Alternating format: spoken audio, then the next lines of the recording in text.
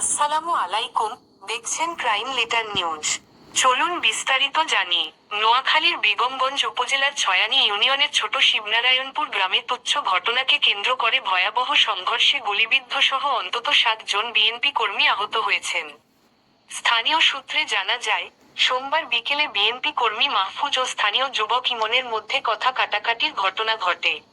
এর জের ধরে সন্ধ্যার পর দুই পক্ষের মধ্যে শুরু হয় হামলা ও পাল্টা হামলা।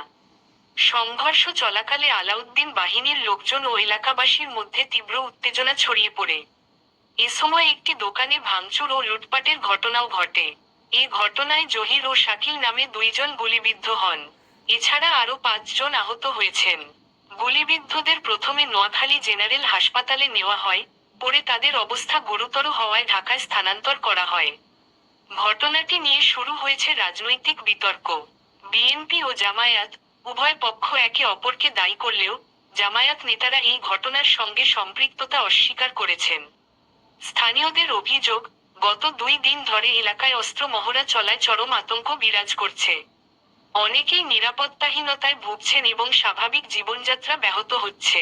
এদিকে পুলিশ জানিয়েছে, এখনো পর্যন্ত এই ঘটনায় কোনো মামলা দায়ের হয়নি।